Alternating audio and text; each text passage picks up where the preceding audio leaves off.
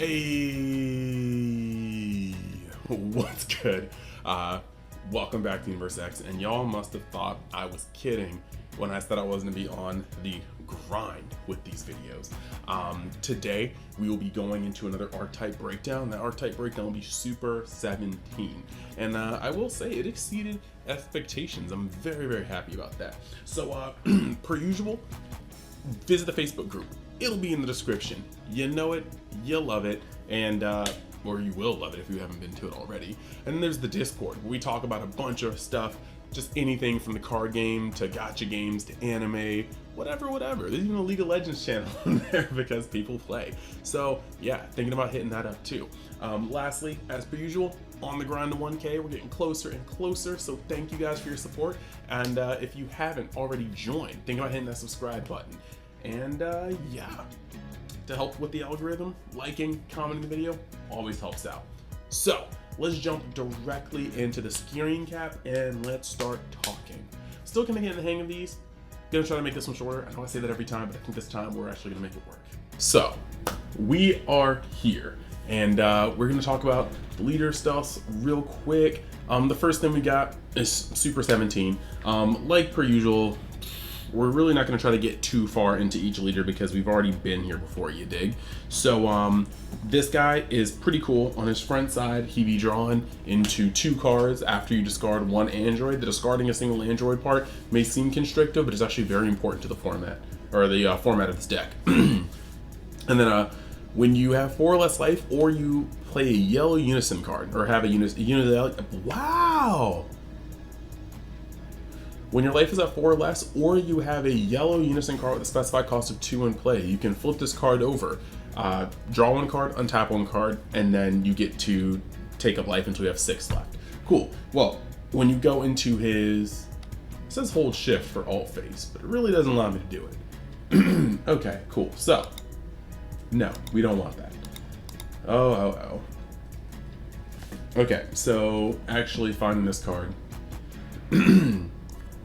On his backside, when he attacks, he's going to draw a card, and then this card gains plus 2,000 power for the battle for each card placed under your battle cards. Relevant. Activate main. Once per turn, choose up to 1 Super 17 card in your battle area. Place up to 1 Hellfighter 17 or Android 17 card from your drop area under the chosen card. So, that's going to be a thing. You have to remember to use this stack. It can bite you in the butt if you forget it. And then once per turn, Spirit Boost 1. You choose 1 Super 17 card in your battle area and place 2 cards under it from the owner's drop areas, or 3 cards, sorry. Choose up to 1 of your opponent's battle cards and Unison cards and switch them to rest mode. So this isn't a one or the other. This is, you can choose 1 Unison and 1 battle card to switch them to rest mode. Also very important. So to know how this deck runs first, I want to start at the Unison. Android 20 and Dr. Mew, Hellish Accomplices. Auto once per turn. If it's your turn, when you activate an Evolve or Unison skill, add a marker to this card. Very good. It's a pseudo +2. We already talked about this, and I actually like this Unison a lot. And I can't wait to see the SPR, by the way. When we get all the SPR spoiled, best believe I'm going to go into an SPR art video because this stuff is fire. Now, once per turn, if it's your opponent's turn and you remove, if it's your turn, you remove a marker from this card using Spirit Boost skill. Choose up to 1 of your opponent's battle cards in rest mode, ignoring barrier, and KO it. A lot of this deck is going to harm cards in rest mode, and so your opponent's got to be able to do damage, because if they swing unsuccessfully, there's not a chance, well, there's a high chance that card's not going to be there by the time they get to the next turn. And then you have Activate Main. Draw 1. Its +1 is draw 1, then choose 1 card in your hand, discard it. Again, great for the fueling of the graveyard effects, but also great for just going through your deck. And then its -2. Activate main, add up to 1 mono yellow battle card, the injury cost of 5 or less, and the evolve skill from your drop area to your hand. Haven't really seen this one come up as much, but that's probably more like a pinch hit, you know, like it's good when it's good, otherwise just chills. So, you need to see this Unison. It's got a great destruction effect that keeps aggression off of your face, especially if people are playing value cards protected by barrier. It's going to be able to turn on things that you'll see in the deck like Prideful Transformation. There's a couple other cards in here that will use Spirit Boost, so yes, it's very good to be able to have a leader that can pseudo add too. It's also a 2-drop, so it's going to awaken you. There's a plethora of reasons why you need to see this card. So the first 7 cards of the deck are going to make sense. You got Hellfighter 17, Mechanical Charity. He's just going to search top 5, search for an Android, yellow Android with energy cost of 5 or less, or a mono yellow Unison card with specified cost of 2. Then you've got 3 of Android 16 Mechanical Partner from the current set that's out. He is going to look at the top 5 cards and add 1 yellow Android card with energy cost of 3 or less, or 1 Unison card with specified cost of 2.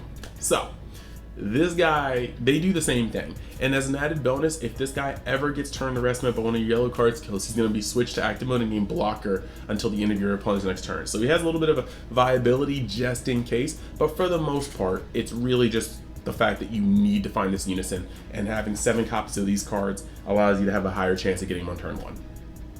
So then you've got both of these, the Android 17 and Hellfighter 17, conceding to Unison.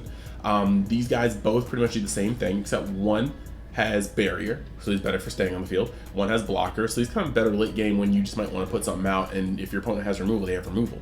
However, both of these guys are going to allow you to take the other one from either your hand or drop area, put it underneath them, and get a Super 17 with a cost of 3 from your deck or drop area on top of this card.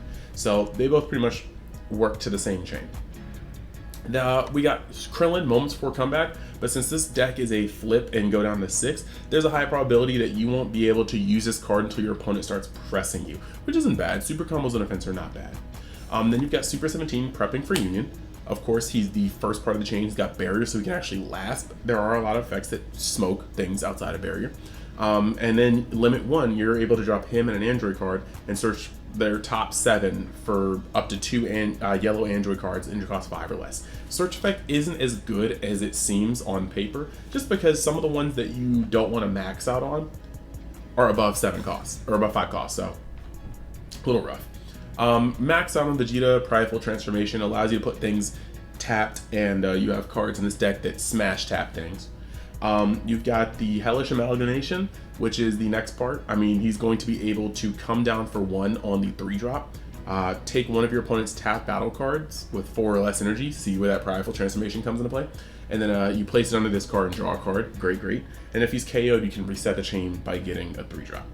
And now you have Android, Super 17 Powers Combined, which is basically the de facto just boss card of this deck. I'm gonna have to go over him when we show you the mock things, because he sets up one heck of a turn 4. Like, he on turn 4, this deck goes vroom. Now, that's crazy.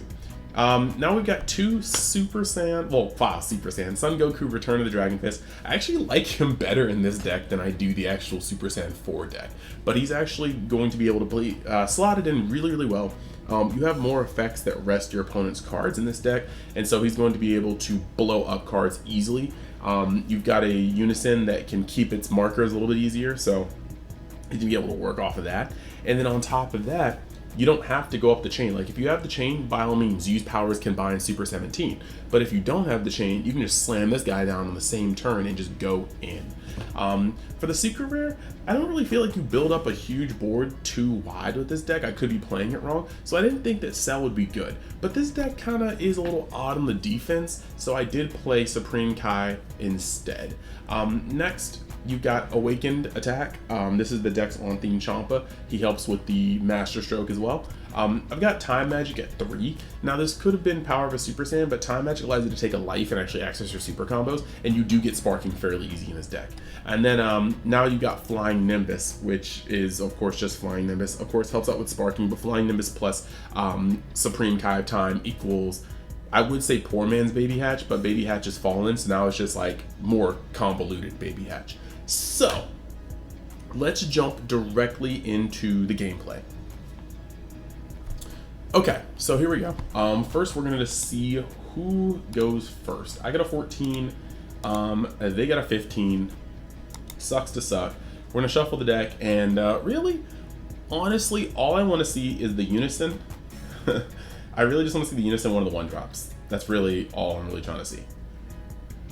So this hand is kind of, we're definitely gonna put back all of these, and we're gonna put back the Vegeta, because why hold a Vegeta if we're not even sure if we're gonna get the Unison? So we're gonna hopefully draw the Unison. Ain't no way. Okay, there was no shuffle. There was no shuffle. Do I get the... Wait, bottom main deck? Did I shuffle? Oh, I did shuffle in between. Oh my god. Okay. All right. So okay. So we're gonna put all this stuff in our life, and we're gonna pray. We're gonna pray. Since I have 3 of these in deck and 4 of these, I'm just gonna put this guy down. But this guy is easier to start up, and I don't have to wait turns for him. There's time to get this. But then again, the super combo we may not even be able to use before we start going off. So it sounds weird. We're gonna put the super combo here. The next thing I'm gonna do is play Homeboy, and then we're going to pray that we peep top 5 and see this Unison. Ugh. We are going to take another one of the searchers. See, these Unison-centric decks, this is probably the worst part about them. They definitely need to see this. So, yeah, we're gonna end the turn. Opponent probably gonna swing on us, giving us the Unison! Woo!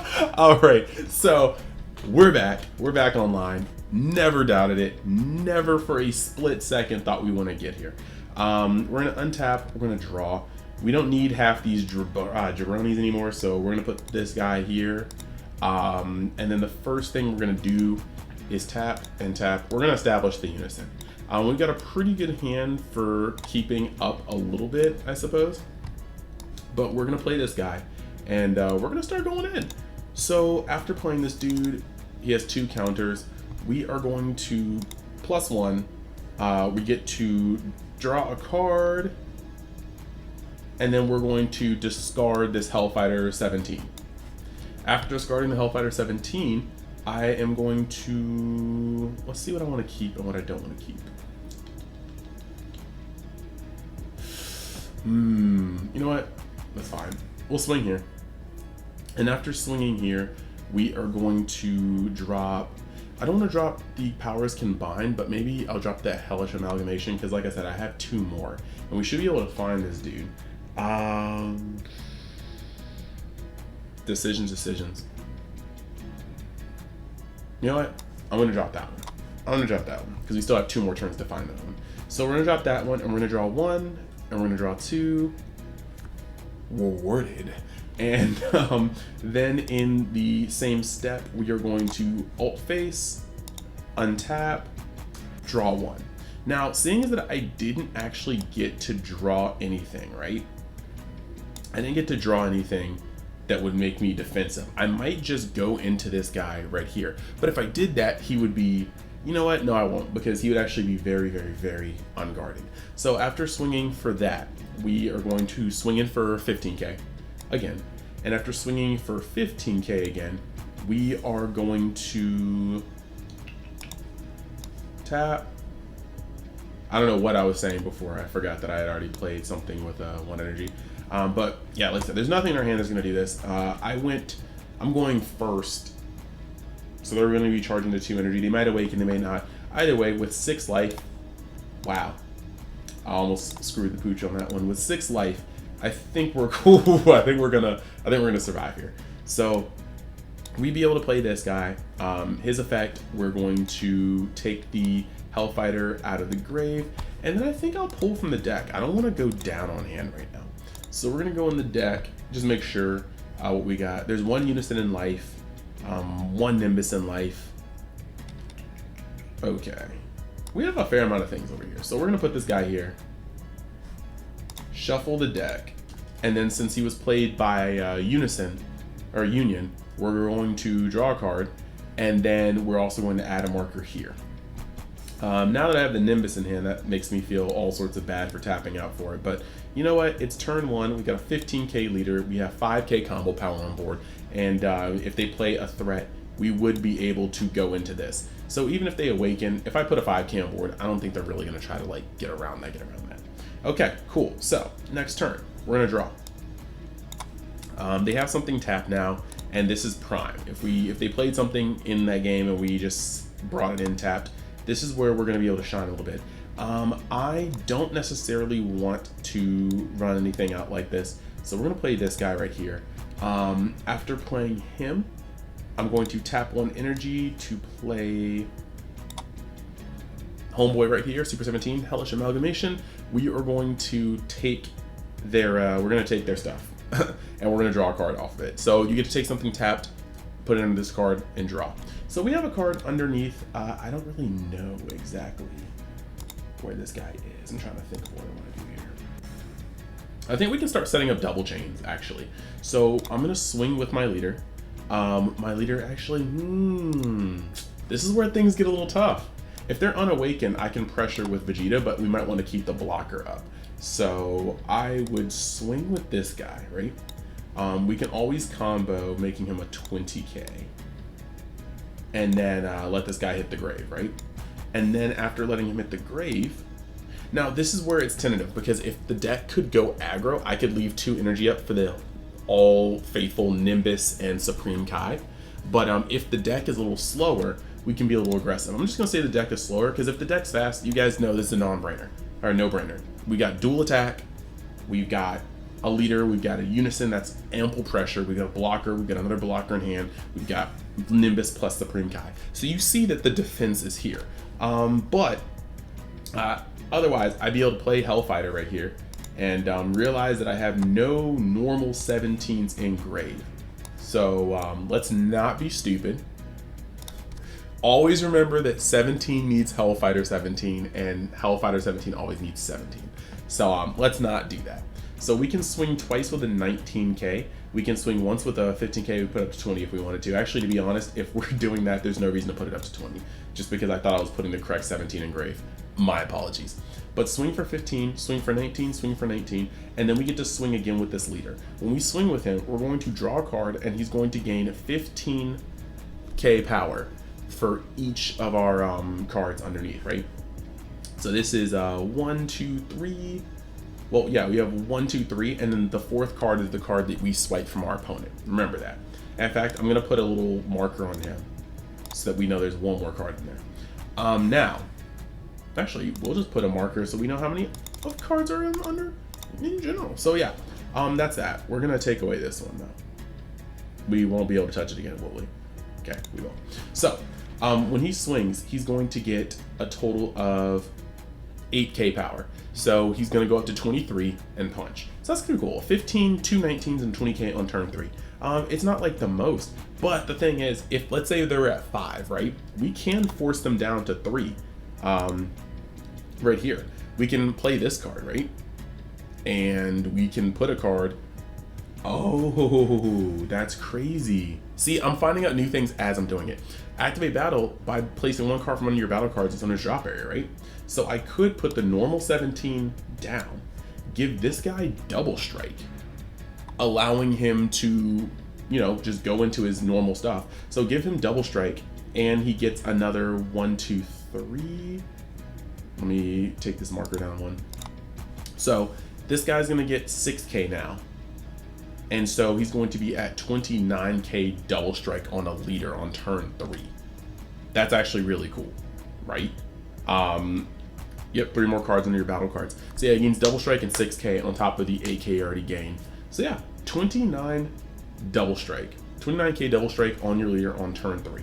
So now that becomes a 15k, 2 19ks, and a double strike. This is already actually pushing your opponent to a nice degree, you know?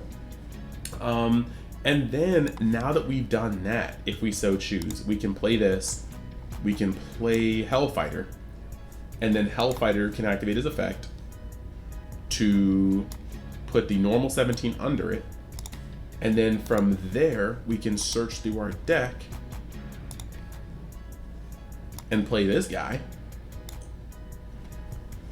And after playing this guy, since he was played with a union, we will draw. Cool. And so now we're at a really, really nice place.